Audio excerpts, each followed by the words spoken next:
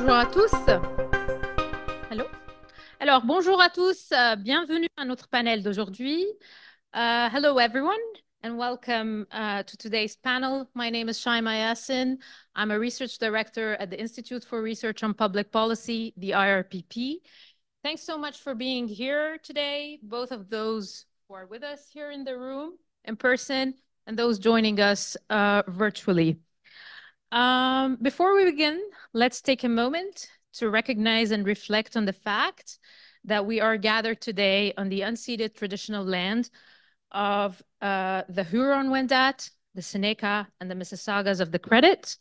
Today, this meeting place is still the home to many Indigenous people from across Turtle Island, and we're grateful to have the opportunity to work on this land.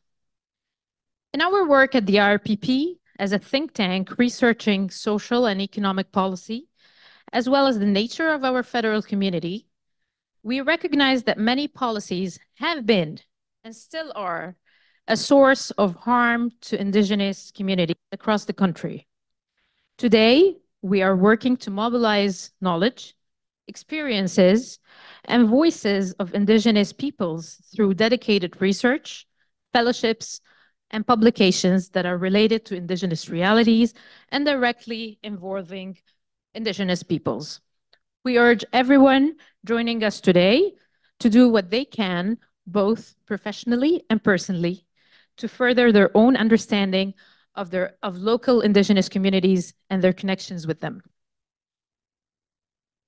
À l'IRPP, nous travaillons dans les deux langues officielles. Du coup, si vous avez jamais une question en français tout à l'heure, n'hésitez pas à la poser en français et je vais la traduire avec plaisir. Today, the IRPP is co-hosting with the Affordability Action Council, an initiative that was founded by the McConnell and Trottier Foundations, and where the IRPP serves as the research and knowledge mobilization partner. This is the second year of the Affordability Action Council, the AAC. And since its inception, it has brought together experts, both subject matters and policy experts, from various sectors to examine the particular intersection between affordability and climate change. Our research at the Council has consistently shown that affordability and climate action are deeply interconnected and need to be pursued together, rather than being seen mutually exclusive. Last year, during phase 1, the Affordability Action Council released a package of key recommendations, which I invite you to actually explore on the Council's website, which we happen to launch today. So the URL is affordability-action.ca. And for those of you present here in the room, you could scan the QR code to access our website. The Council's recommendations addressed three main sectors of focus: housing, transportation, and food. One of the urgent priorities identified was the need for federal leadership in future-ready community housing infrastructure. That's housing that is affordable, energy efficient, climate resilient, and transit-oriented.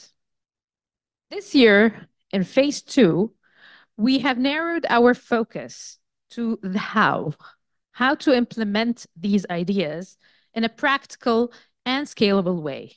And today's discussion is all about that. As part of that effort to explore concrete solutions and implementation strategies that could align with Canada's housing plan. This work also intersects with the research program I lead at the Institute for Research on Public Policy toward a more equitable Canada, which has been focusing on ensuring housing solutions are accessible to the very low income, the low income, as well as the vulnerable groups, while being energy efficient, sustainable, and resilient to climate impacts. Our panel today brings together 3 experts who will explore different aspects of how we can turn these ideas into action. And by the end of this session, we hope to have identified some concrete steps for moving from recommendations to actual work on the ground. So without further delay, please join me to welcome and introduce our three panelists with whom I'm delighted and I'm really personally honored to be joined today. So to my left, I have Ray Williams, who was appointed to the board of directors of the Canada Mortgage and Housing Corporation, CMHC, in June 2024. Ray also serves on the board of the IRPP. And in 2020, Ray co-founded the Black Opportunity Fund, of which he's now chair, and which is the largest fund in Canada created to address anti-Black racism through social and economic empowerment. Ray is also the past and founding president of the Canadian Association of Urban Financial Professionals. Welcome, Ray. Thank you for joining us today. We have Cherise Burda, who's currently a member of the Affordability Action Council and also the Task Force for Housing and Climate. She specializes in timely research, strategic communications, and creative engagement to drive impact. Her work has influenced lots of policy change in Ontario and British Columbia on housing, transportation, forestry, energy, and climate. Her previous roles include Executive Director of the City Building Institute at Toronto Metropolitan University, Ontario Director of the Pembina Institute, Program Director with the David Suzuki Foundation, and Senior Researcher at the University of Victoria's Eco Research Chair in Environmental Law and Policy. Welcome, Cherise. Great to have you on a panel once again. And last but not least, Runa, who flew all the way from the West to join us today in Toronto, is an associate professor in the College of Interdisciplinary Studies, Royal Roads University. She holds a PhD in Environmental Applied Science and Management from Toronto Metropolitan University. Das is an interdisciplinary energy researcher currently focusing on the study of energy transition in Canada, mostly in respect to the residential sector. This includes study of energy poverty, affordability, buildings, energy efficiency, retrofits, and the adoption of technology. Runa is the current steering committee chair of Women and Inclusivity in Sustainable Energy Research, a global network of academics in the field of clean, low carbon, or sustainable energy research. Das has provided lots of consultation to the government, environmental organizations, not-for-profits, and was commissioned to write a report on energy poverty for the David Suzuki Foundation. Welcome, Runa. Thank you for joining us today.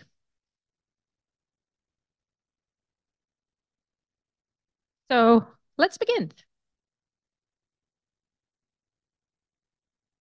So as I mentioned in my intro, there is a need for affordable, future-ready, as an energy-efficient and climate-resilient, transit-oriented housing. But one of the main questions we face now is how we could implement these solutions all together at scale and at the needed speed. I'm hoping to explore with you today, over the next 45 minutes, let's hope, from your respective fields, the critical steps to turning these ideas into practical and scalable solutions and actions.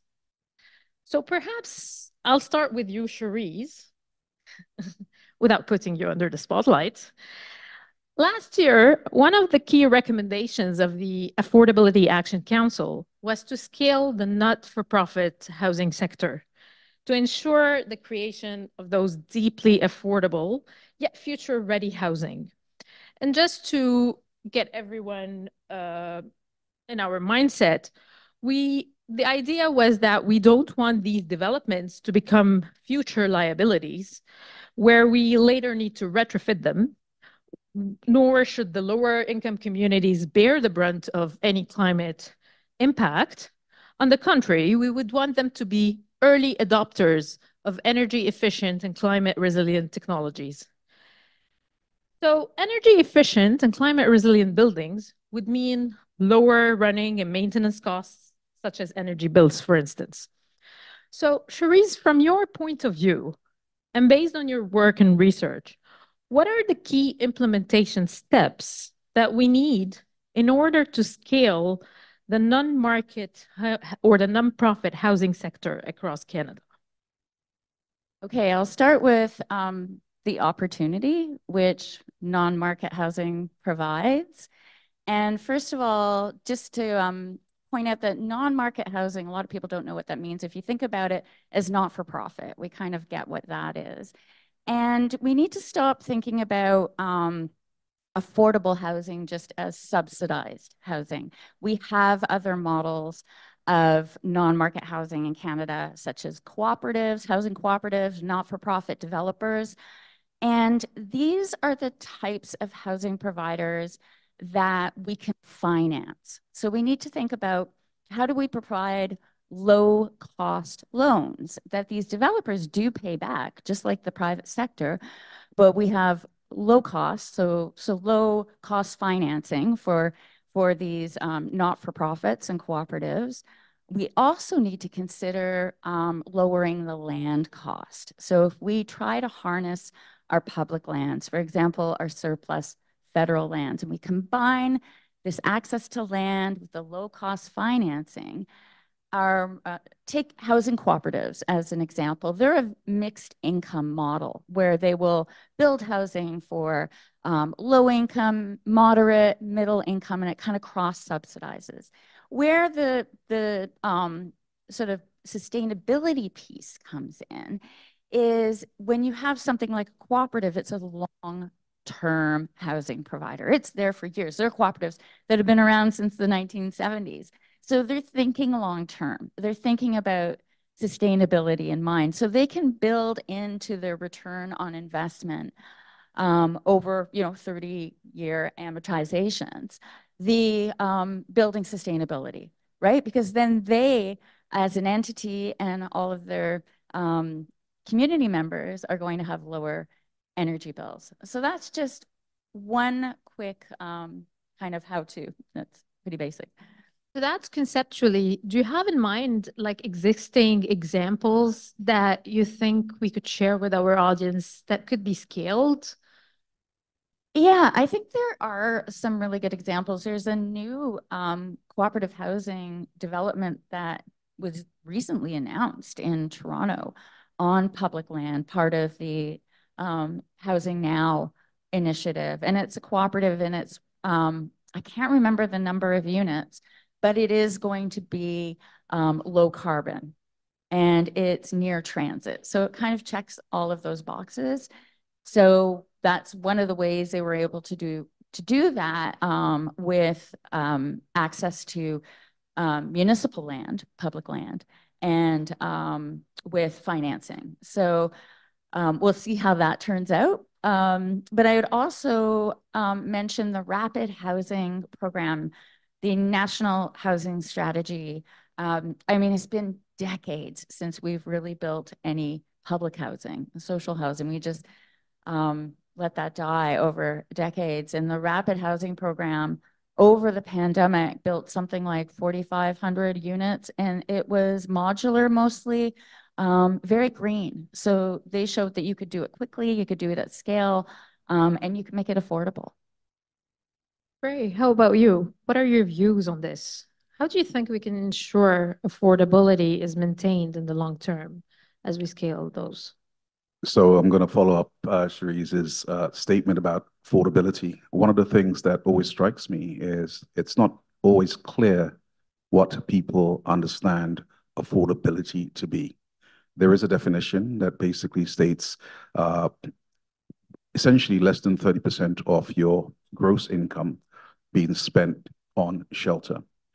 And reasonably speaking, affordability actually is in the higher end of the spectrum when you look at everything from homelessness to transition to what might be market rents or market prices, as it were. So it's in the top end in that regard. The other thing that I think is not always clearly understood is that we have different housing markets across Canada. There's no housing market So the different housing markets essentially means that what affordability looks like in one jurisdiction, let's say in Quebec or in Montreal, for instance, is not going to be the same as what it looks like, I don't know, maybe in Regina.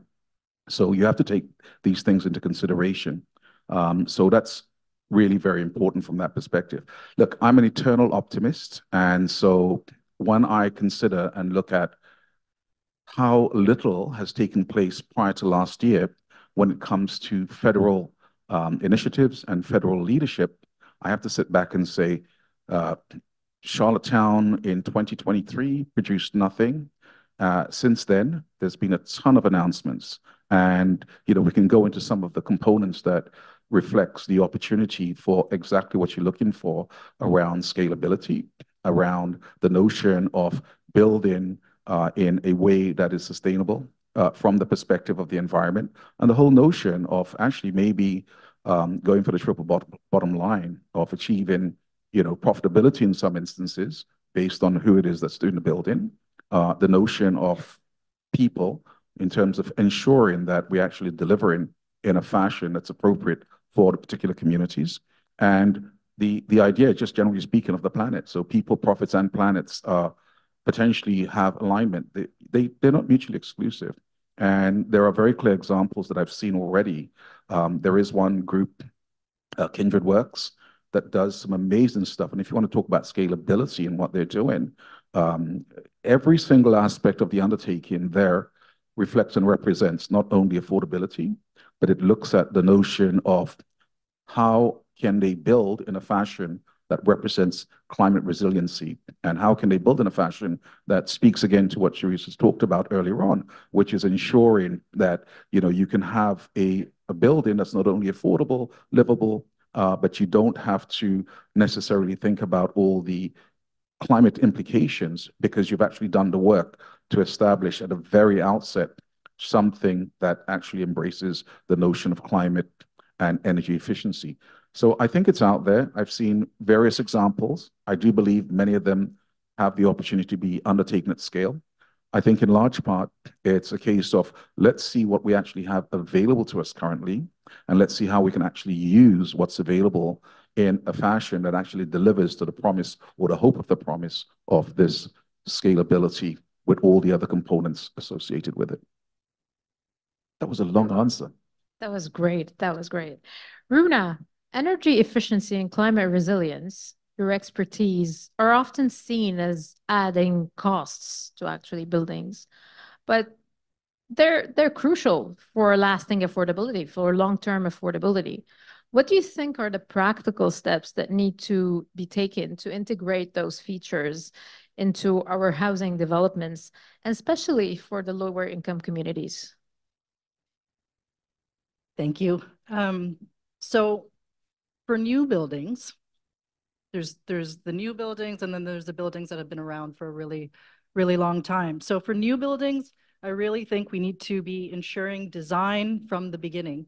The decisions that were made a really, really long time ago are still impacting people now, and low-income people and vulnerable people today. So it's really important to take that into account to make those decisions that will affect those people in the future. Then there's a large part of our housing stock across the country that is really in need of major retrofit and repair. And this is really critical for healthy, safe, resilient communities. A lot of the community housing stock, so affordable and social housing, is subject to deferred maintenance. So this means high energy use. It means greenhouse gas emissions. 75% of community housing, this stock was built before 1990. So it's really in high need of repair. So for example, community housing in British Columbia consumes higher energy use intensity. So what I mean by that is energy use per a certain square footage, and also higher greenhouse gas intensity than market housing.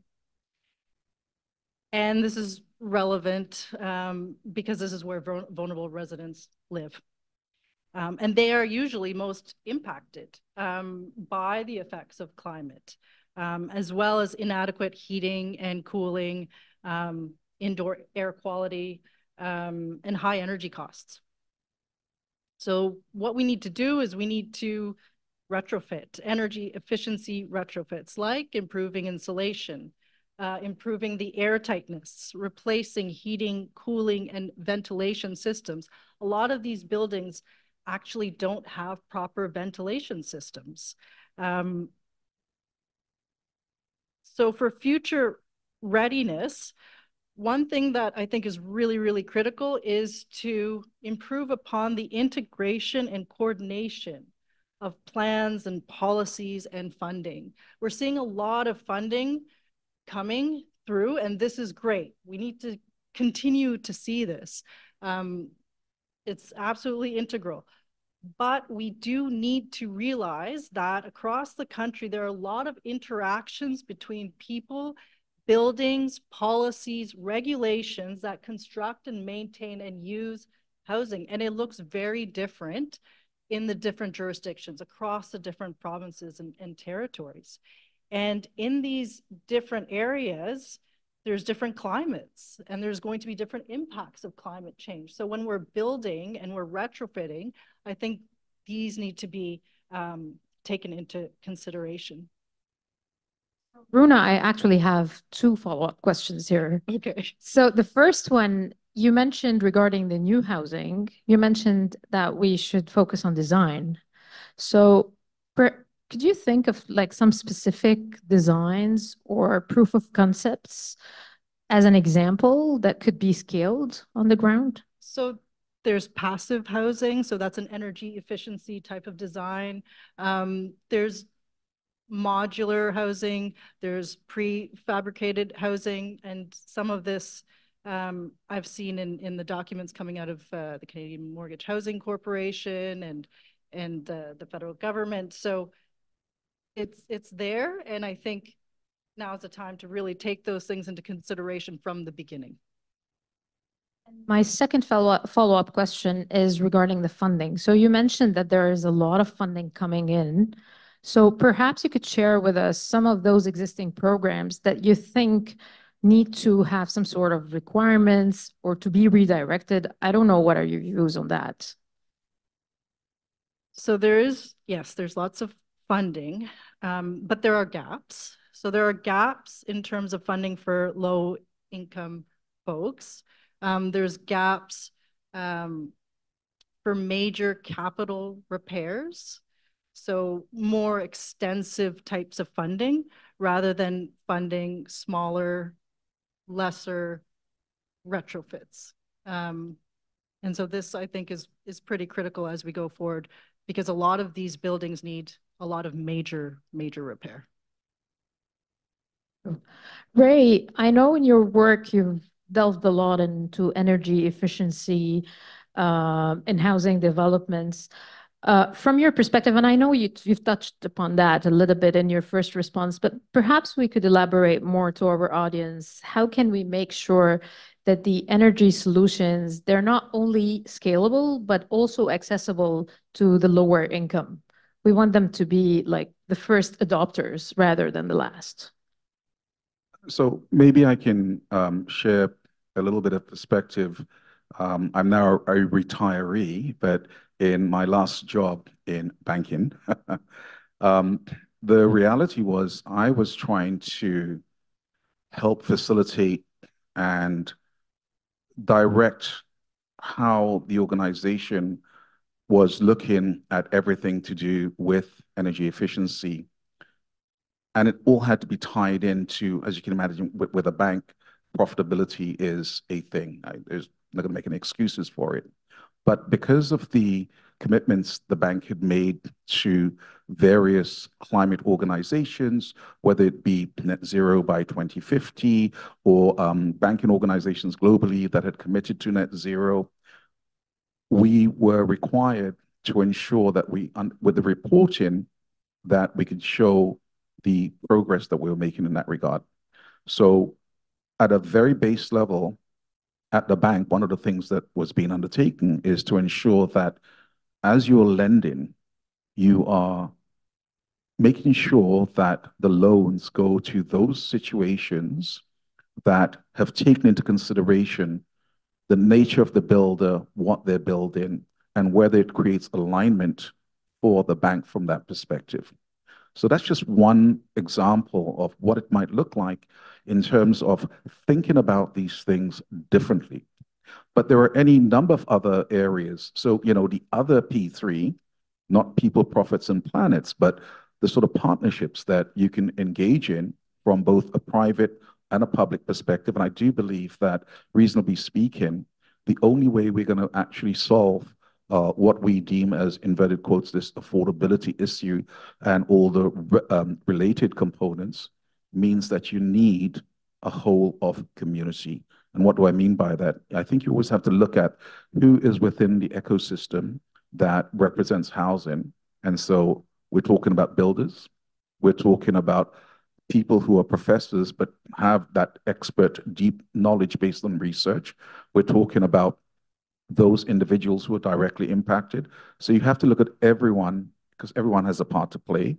And I think the only way you're going to undertake real solutions for the long term is if you have those players who quite often have answers, have knowledge.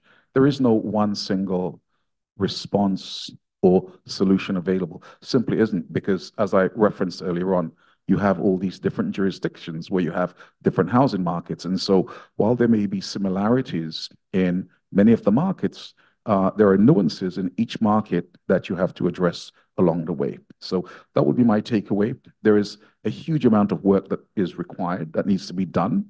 But as I mentioned, I'm a bit of an eternal optimist. And based on what I'm seeing currently, it is my belief that there's a real opportunity here for us to advance the agenda in a really substantial way to create some of the impacts that we're looking for.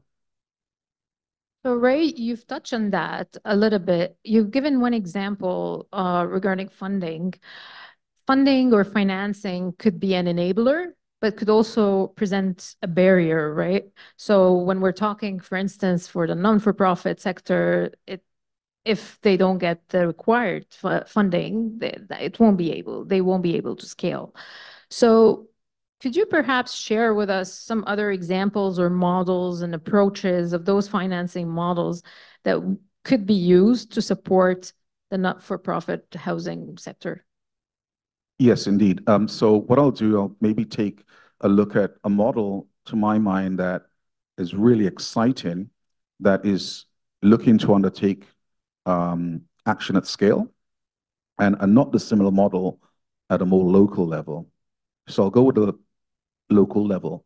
There is a very small organization in Hamilton, just west of here, where a small organization within the community space called Rental Rescue is actually undertaking work where it acquires properties that represent what might be deemed housing that, if not purchased, would probably go into just the regular rental market or maybe even ownership. And they're working with local building societies and then with the city of Hamilton to ensure and create impactful community housing. Now, that's, just really one or two people working in conjunction with those within their local ecosystem. The piece that really got me excited was probably about a year and a half ago. I happened to be at a conference in Montreal, and there was a group there that provided some insight on something called plancher. And plancher is the Quebec response to looking at how you can address affordability. And if you want to talk about exciting, what's really neat about it, from where I sit at least, is that it's got the not-for-profits and the community housing folks. It's got municipal governments and I suspect the province, and then it's got the investors and financiers all in the same room working together to address the problem. So we go back to the notion of how you can actually undertake shared services, shared equity, because they represented some numbers to me, and I sat there scratching my head and go, "Oh, this is really interesting." When they talked about the number of community housing organizations and what they owned by way of property, and how they broke it down was around the potential equity within those combined assets was substantial, and the opportunity to leverage that, use it as you went to the financiers, work with foundations, work with the municipalities, all to that common end. Because I would say that every single one of those players has an interest in, again, addressing the agenda, pushing the envelope, and getting to some kind of end game, or at least pushing it sufficiently so that we see change occurring, change that we haven't seen in an awfully long time. So that's sort of two ends of the spectrum, not dissimilar sort of engagement around how we might see change up ahead. That's great. Cherise, I know you also have ideas on how we adapt financing strategies, and especially for the support of the non-for-profit housing sector. What are your thoughts on that? Can I throw this to Ray? I think that, okay, the first thing I'll say is it's something we really have to figure out, and it's a challenge I think I want to throw to CMHC because, you know, as I said before, we do need, 95% of our housing right now is private sector housing. And we've really relied on the private sector to build our housing. There was a time in the 70s and 80s when we built cooperative housing, when we built not-for-profit housing, we did build public housing, but we actually financed non-market housing. We financed cooperatives. And there was a time in the mid-1970s where 25% of our construction was cooperatives and not-for-profit. So it can be done, but it's been so long, and we've really relied on the private sector, and we've now been asking the private sector to deliver affordable housing. And in some ways, it's not their job, right? So it's, you know, we set up these complicated programs through inclusionary zoning or density bonusing and ask for a small quantum of 80% below market rate housing in advance, or in exchange. And you know, those are good models, but I don't think they're going to scale or create the depth of affordability that we need. And, you know, earlier I was saying there's a couple ingredients. If we have public land, if we have low-cost financing, and we have the actual not-for-profit developer themselves who don't have a profit margin. So you kind of you stack the savings of the low-cost financing, removing the profit margin, land costs, things like that. We kind of need to reinvent the financing of this, because we've lost a lot of our capacity of that knowledge of how to do this, and we've really tried to rely on the private sector. So I think the challenge really is to invent the financing model to scale non-market. I mean, we've had to invent financing models for various things that you know more about, but I do know, looking at our condos that we're building, we created a model where we required 70% pre-sales before it was financed. And that worked back when we thought that, you know, we needed something new for this kind of novel condo sector.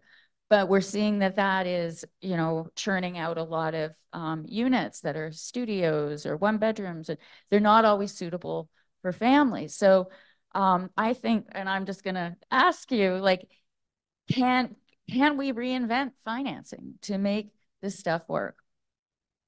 Do you mind if I respond to that? So what I'll say is as follows.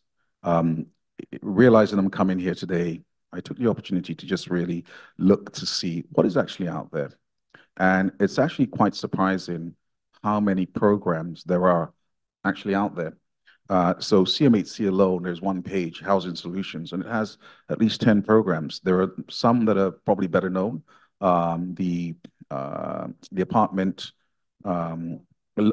construction loan program is one of the ones that's out there, that huge take-up. And that huge take-up is also a reflection of addressing the issues around affordability, because there is a component within that if you undertake that program for loans, that represents that you need to ensure that a percentage of the overall build has to be affordable. There is the MLI Select program, which is huge, and there's an enormous amount of take up on that as well. That one also addresses many of the same issues, point system, where energy efficiency and affordability and access all come into the points to access the program. And of course, these are government programs from CMHC that essentially means that you're getting a loan from a AAA entity. And so I just mentioned a couple of them. But when I looked at the array of actual offerings in the green space, in the retrofit space, I was just quite surprised. And so I think one of the problems here is, how do we take even what's there right now and use it in a meaningful manner? So again, I reference the fact that there are lots of tools out there, but those tools are not always available to where it can have the most impact. The reality is that when you apply for some of these programs, you may hit 80%, 70% potentially of the tick boxes, but for whatever reason, you come across this situation, or there may be a component of one of the other programs that's available that should fit into your particular profile, but you can't always stack those programs. I think there needs to be a rethink about how some of those programs are being utilized to ensure that you have what might be deemed maximum impact in terms of who's showing up and where those tick boxes actually occur.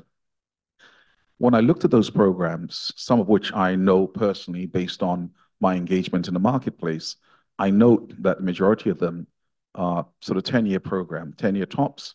There are some that are 10-year, then you can reapply for another 10-year. Most of them have amortizations between 20 and 50 years in some instances, but I think there are some really potentially new ways we can approach this. So for instance, rather than 10 years, what's wrong with 30 years as, you know, a space for actually lending out money? Like the US market, that's fairly standard where mortgages are concerned. In Canada, we have 5-year mortgages with 25-year amortizations, which goes back to the Interest Rate Act. Okay, and this is one of the reasons banks love this, because if you go over 5 years on a regular mortgage, lo and behold, you don't have any penalties if someone wants to come out of the mortgage early. It's really interesting rules, some of them very, very old and in place. But let me go back to the idea of a 30-year situation, let's say with MLI Select, for instance. Think about that for a moment. One of the biggest issues that folks have here in Canada with pension funds is that there's always the complaint that pension funds invest in completely overseas. True, but then at the end of the day, they have a fiduciary responsibility to deliver to the pensioners, and they're going where they believe the best returns are for those pensioners. I'm a pensioner. I want the best returns for my lifestyle. But if you were to think about it for a moment, the nature of the liabilities that these pension funds have means that they need much longer dated assets in large part. So one of the ideas sort of swirling around in terms of approaching things differently is, if you were to issue 30-year loans, off the back of that, you can issue 30-year bonds. Suddenly, those 30-year bonds have duration much higher and more in keeping with what pension funds require. Well, guess what? They'll buy those bonds all day long. So if you want to talk about funding investments in Canada, that might be one way to do it. Sounds simple. I'm sure there's lots and lots of reasons why maybe they can't do it, but I think it's an idea worth exploring, because we need to look at different approaches. And over and above that, there are any number of places, like there's the Green Finance Institute in the UK that's doing some really neat and novel things that maybe we can look at. There are other places in Europe likewise undertaking, I think, approaches that has the opportunity to impact what we have here. But let's not forget, we actually have quite a lot that's available. It's a case of how are we going to choose to use those things for what it is that we say we want to see it by way of outcomes. Great mechanisms to look at. But Cherise, one of the questions I wanted to challenge you on a little bit is your assessment and thoughts regarding the argument that the not-for-profit housing lacks the capacity, that the non-for-profit sector lacks the capacity to scale. Is it just an issue of finance? No, I'm sorry. I didn't mean it to come that way. I was saying that we've lost a lot of our, I guess, intellectual knowledge because we have disinvested in not-for-profit housing. So when we were really at our heyday in the 70s and 80s, a lot of not-for-profit cooperative housing was being developed at the time. But we, in the 90s, the federal government got out of financing not-for-profits and turned I guess, their fiscal priorities to ownership housing and private sector housing. So we need to scale up the capacity as well as the housing. We need knowledgeable, we need that sector to grow, and we need to invest in that sector itself. So there's the skill set, there's the knowledge, that it has all the bright minds that exist in there are a lot of bright minds in that sector, but we need more of them.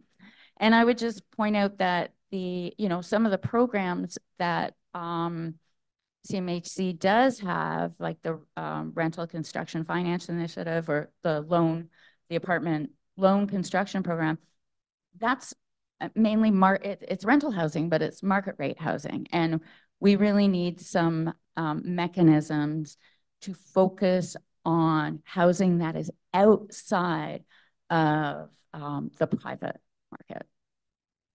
Thank you. So can I just quickly state again, sorry about this, Runa, like we're sort of swallowing up the air here. The one thing I'll say, Cherise, is that I was surprised to see the variety of programs that were green programs, the variety of programs available that actually focused on not-for-profit and community housing.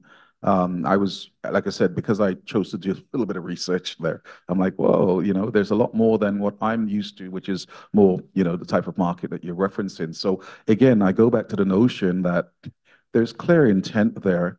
It's a case of how do we direct that intent towards some of the things that we want to see. So Runa, we talked here a lot about mechanisms. I know you have some views on the importance of the consistency of financing as well. Before I get to that, I just want to quickly mention, because we're talking about costs and what are we financing? And the hope is to be financing pretty solid buildings. And I want to note that high performance buildings don't necessarily have to cost more. There's research and case study analysis that shows that building to the BC Energy Step Code, which is one of the highest in terms of energy efficiency step codes, and passive house construction can cost less. So I think we should be aware of that and take that into consideration when we're thinking about financing. So far we have discussed the three aspects: affordability, energy efficiency, and climate resilience, as well as the financing models, each separately. But how about trying to put all things together? And we've talked about that, like given the challenge, it's clear that it involves a lot of actors, it involves a lot of sectors, that it requires an all hands-on approach. So perhaps before we open it up for questions from the audience, perhaps I ask each of you to share with us one key action that you think should be prioritized in the short to the medium term. So something that is more immediate, that integrates the three aspects together.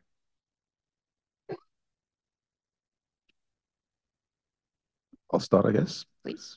So I've referenced the wide variety of programs that is available at CMHC, and I think the opportunity to stack some of those programs can address the three major areas that we've referenced. I think a rethink is required for some of those programs to ensure the greatest impact. That would be my takeaway. And I think that would be a, relatively speaking, easy thing to do from a policy standpoint. Cherise, do you want to go next? I'll just think of something a little bit different than what I've been talking about. And I'm thinking about where we build is really important, as well as what we build and for whom we build. And it's interesting with all the cranes in the sky and how much intensification we're building. In the last 5 years, 75% of our homes were built either in green fields or in rural areas. So we're still sprawling. And for the 10 fastest growing municipalities in Canada, the majority of their emissions are coming from the tailpipe, not from buildings. Buildings are number 2. So we really need to get the where right. And also, like, obviously, things like not building on floodplains so that we're climate resilient. But if we check the boxes of where, and we're building, near transit, we're building in existing communities, and we're not building sprawl, then we've checked a lot of the climate boxes without even having to think about that. It's like you're already getting all these emission savings by doing that. So I think we have all of our levels of government have a role to play to ensure that we incorporate good planning. How about you, Runa? This follows up a little bit on what Cherise just said. I think coordination and knowing who is doing what in the sector and how they are doing it is really critical. I'm going to plug in one of my master's students' research. She's Robbie Humble.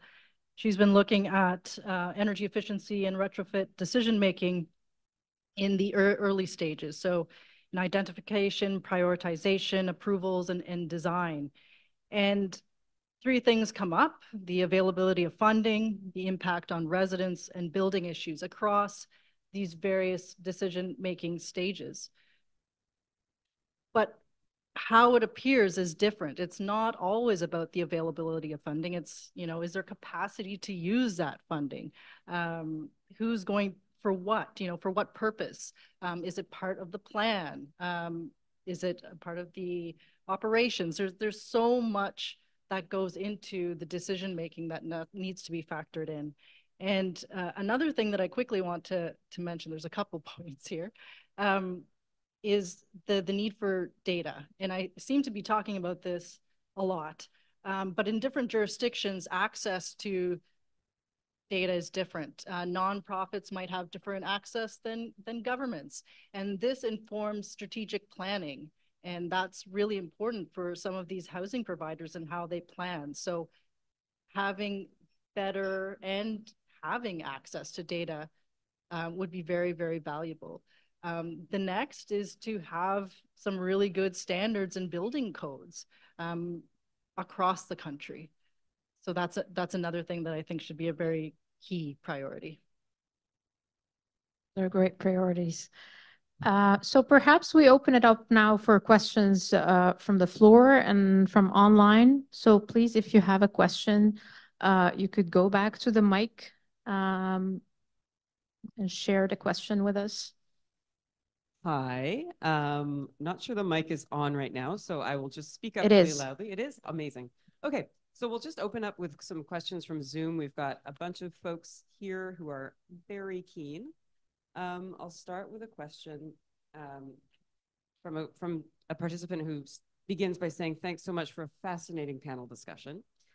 She's wondering if there's any national or regional database that models how many units would be built and renovated, say, in the next 5, 10, or 20 years. How many units would be affordable, energy efficient, and climate resilient if current policies and programs continue to be implemented? I'm not complex. aware of something that specific. One thing I do know that happened, because you're right, like we don't know. We currently have targets for housing, which are just a unit count, right? Like we don't, Municipalities have housing need assessments that they do where they try to identify the income needs of households. But there's not a lot of detail nationally what type of housing we need or what we're even building, right? We don't know. The task force for housing and climate did some modeling last year that looked at if we continue to build, 3.5 or 5.8 million homes, whichever way you want to put that, the way that we've always been building, which is essentially tall and sprawl, we will blow our carbon budget, in like our whole carbon budget, not our housing carbon budget, but our whole budget by 2050 on housing alone. So they did some other modeling to look at sort of best case scenario of, getting the where you build right and the low carbon component of it right. I didn't answer the question, but just gave more information. Can I quickly just add one thing? My understanding is that we're not on track with our retrofits to meet targets. So that is something I think we're pretty well aware of. First of all, just echoing that this has been a fascinating discussion with a lot of different perspectives, so thank you. But I had a reaction to, Runa, something you were saying about how there's this huge discrepancy in the energy intensity of like not-for-profit housing versus private market housing. I'm curious, and obviously there's going to be like regional nuance, and to a degree it's going to be both, but I'm curious how much of that we attribute to developers making more energy efficient product versus homeowners kind of making upgrades to their homes to be greener, if we happen to know how that kind of breaks out. A lot of those homes that have the higher EUIs or energy use intensity, they were built a really, really long time ago. So I'm not really sure about the developer aspect in that case, but they are not being kept up. They're not being kept up, and other types of housing potentially are being kept up. I'll just add one piece here. One of the things that's, again, very encouraging, because I am an optimist, is the number of players out there who are actually embracing all the three components that we speak of, even in the space that represents for profit, whether it be rental or ownership. So, I've mentioned Kindred Works, but there's the likes of Dream, Daniels Corp. There's a bunch of builders out there that I think are sort of like heading in the right direction. And in large part, more incentives, if you will, might be required on the part of whether it be the municipality, the provincial level, or at the federal level to help further that along. Add to that, because I think make a good point. The Toronto community housing, yes, a lot of the public housing that we have, our stock, was built in the 1950s, the 1960s. It's old. Toronto community housing has been revitalizing some of these old projects like Regent Park. And they've turned to some private developers like Daniels and said, because it's public land, it's public housing on public land. If we give you the space to work with, can you completely revitalize top energy efficiency, reproduce the same number of units that were public housing or social housing? And then you can have, if that's 1/3 of the land base, you can get a lot more density and build 2/3 of the housing at market rate. So that's kind of a way that we've been trying to do that and build more energy efficient housing. But it's just too bad that we're not getting extra affordable homes. We're getting kind of a 1-to-1 ratio. I think that really does speak to the potential for private-public partnerships, first of all. And again, I'll go back to the other P3, which is the notion of people, profits, and the planet all sort of combined. One more question. Yep. Thank you very much. This has been truly a fascinating discussion. I work for the Green Municipal Fund that has a $300 million envelope for sustainable, affordable housing. So it's all non-for-profit. And what I do is the underwriting and credit structuring of loans to these providers. And so keeping in mind that we're a much smaller player than CMHC, what would you like to see the smaller players in the space do to complement the offering that CMHC has and that the larger funding providers like the banks have? Yeah, so maybe I'll have a go at this. It's challenging for sure, but I'll go back to the model that I believe has the potential for real impact, which is the Plancher model in Quebec, because I think what it does there is embraces the notion of a whole of community solution.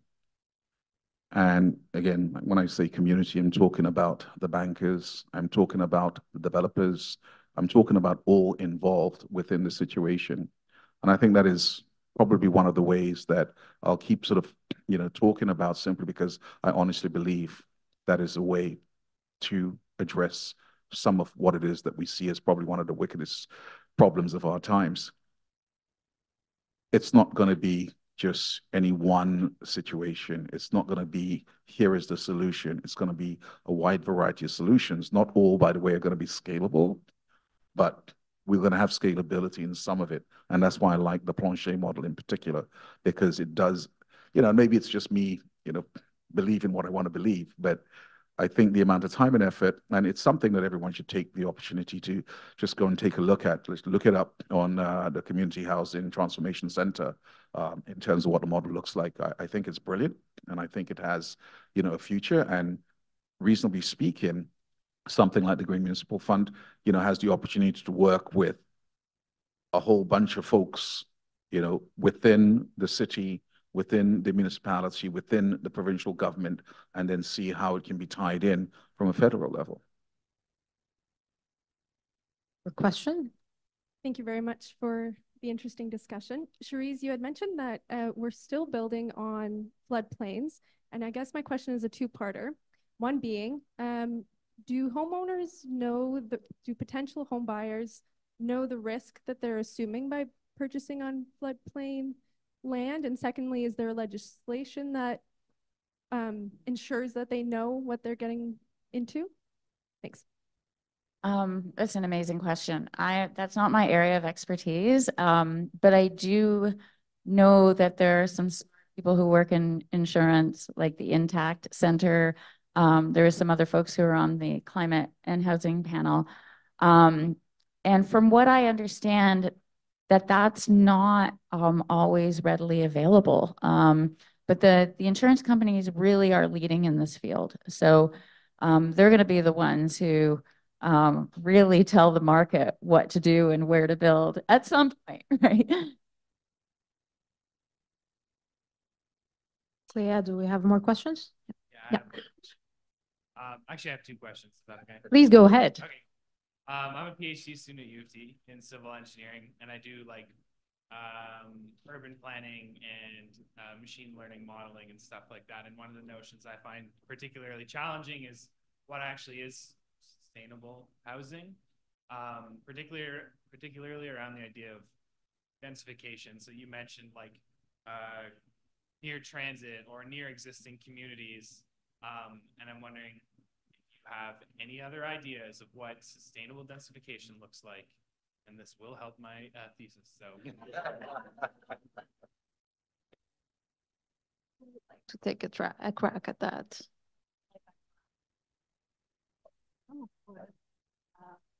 Yeah, I mean, in this particular panel, I've been focused on non-market housing, but I think that the whole market everywhere. There's markets, and we have a huge opportunity to use our existing urban footprint. So you've probably, because you work in planning, you probably work with folks there at U of T that are working on missing middle. And I mean, we talk about it. We've got a few programs, but I think we need to get serious about it because it can yield a lot of meaningful, attainable housing for people of all ranges of household incomes. And it really is utilizing existing structures, our urban footprint, without having to sprawl. I'll just add very quickly, actually, because I saw an announcement last week that spoke about laneway housing that came from Housing Infrastructure Communities Canada. And so that's another way, clearly, that will allow for greater densification, if you will, within the specific footprint that's actually available already. That's one component of the missing middle. And there was a federal announcement for secondary suites, whether it's a laneway or a garden suite or an ADU or something added to an existing house, or if it's split up into a multiplex. There are some financing and low-cost loans that are being made available at the federal level for these now.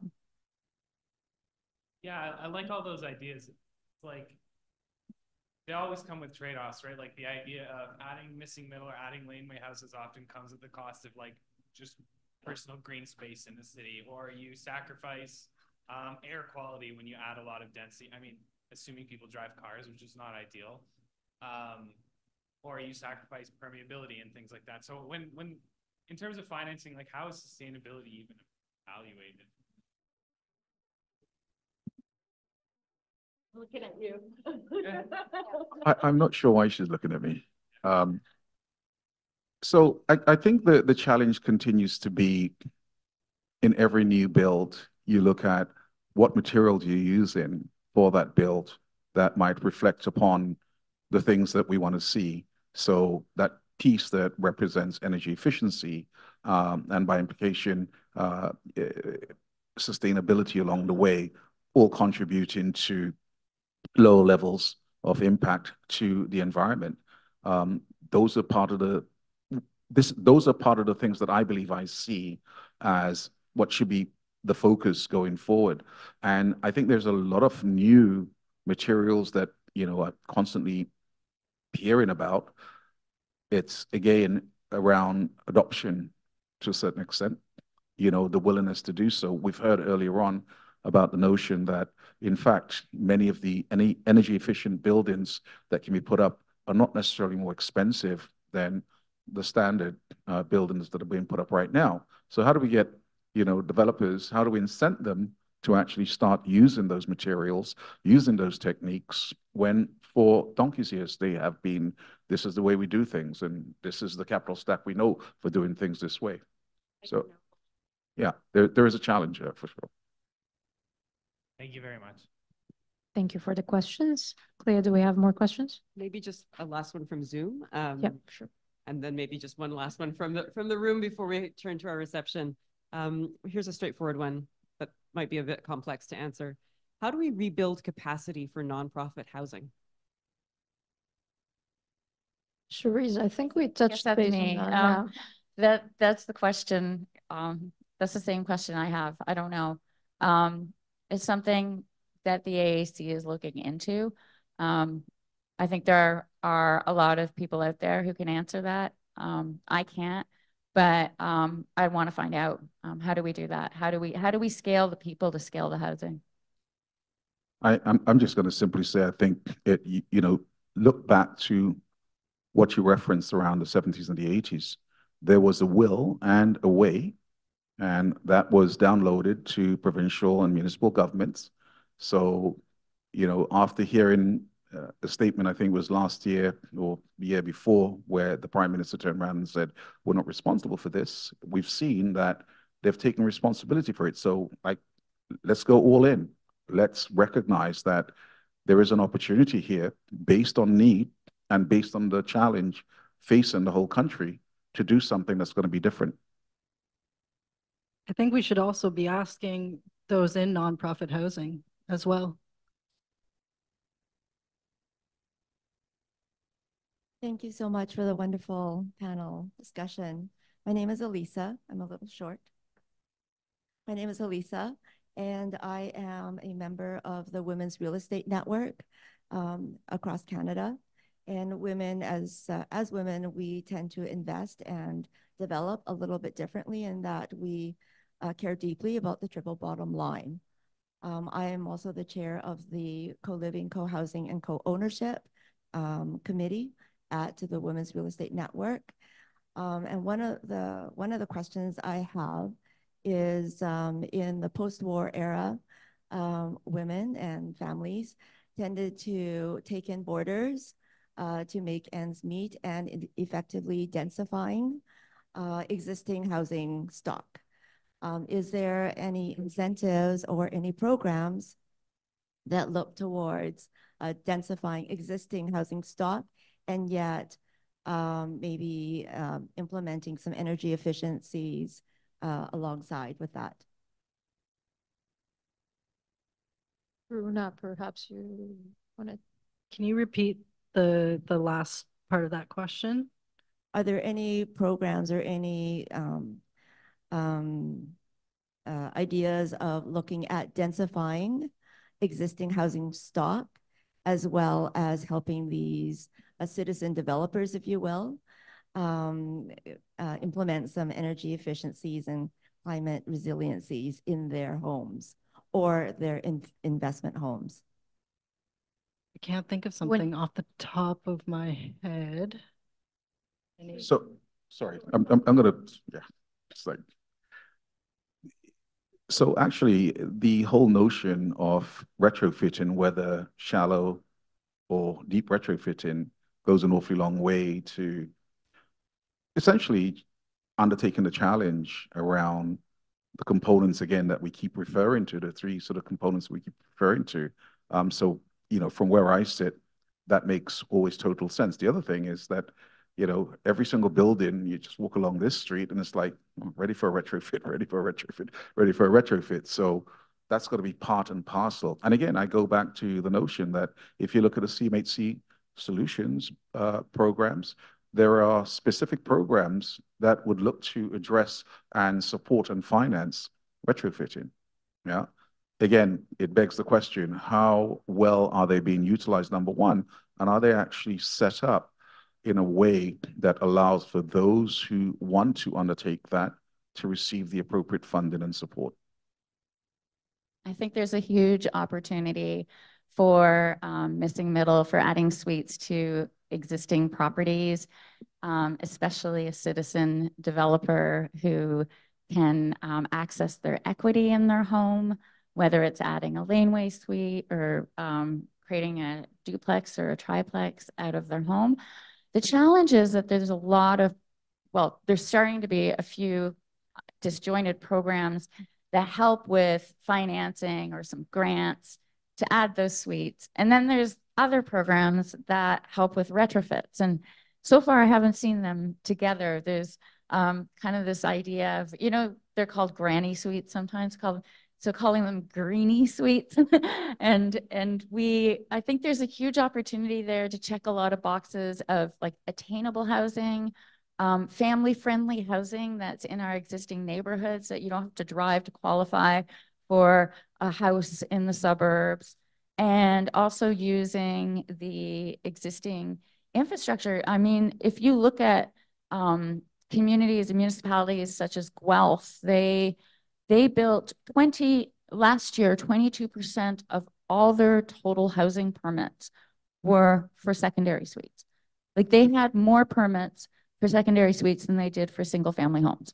And that was even without a lot of programs. So if we got really serious about putting energy into those programs to help homeowners, it's really onerous. Like if I, you know, being a homeowner, do you want to go through all that process? Like take out a loan and find the contractor? And it's like, no, thank you.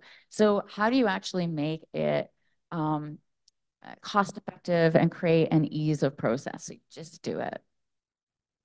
I think your question also cuts across different policy domains and actors who are in charge of those different policy sectors. So municipalities and densification and retrofits that fall somewhere else. And that kind of comes back to my earlier point that I think it's really important for the coordination of these different sectors and domains. We have one more question. I'll get to my question in a second, just to add a little bit of information to what the previous person asked. I was noticing that on the CMHC website, there's actually information about opportunities for single room occupancy, loan development and student housing and supportive housing and things like that that might contribute to that. I wanted to ask each of you what creative ideas you have for what would you do if you had $10 million today to invest and come out with something that is scalable, affordable, energy efficient, and climate resilient? So for me, I'd look to the organization. Well, first of all, let me just step back. It would very much depend on what it is that you are trying to achieve with that $10 million. It will also come from a space of assuming everything that we're talking about here today, vis-a-vis affordability, energy efficiency, and general access. If that was the case, I'd probably go and speak to like a Dream, or go and speak to a Kindred, or one of those organizations that are actually doing the work right now, and see how I could work with them. Cherise, do you want to think of something? I would focus on the not-for-profit sector and seed the scalability there, and also help to build capacity while you're doing it. You can build capacity as you're building housing. That's a lot of money that could be used for a really good research project. I think I would to bring in a little bit of revenue as well. I think it would be very useful and helpful to map this system, this community housing system, and look at all the actors and stakeholders that are involved and the decision-making processes that enable future pathways such as the ones that we're talking about today. Runa, Cherise, Ray, thank you so much for such an amazing discussion. I've personally learned a lot of insights. I hope our audience share the same feeling and find it as valuable. I'm sure there are lots of key points that we need to contemplate on here. And I'm sure we will take away that in the Affordability Action Council and think it over. Thanks a lot to all the members of the Affordability Action Council and my IRPP colleagues who made this panel happen. Thanks a lot for our audience in the room and on Zoom. And I would like to invite you right now to join us for a reception where we can hopefully continue the conversation. Thanks.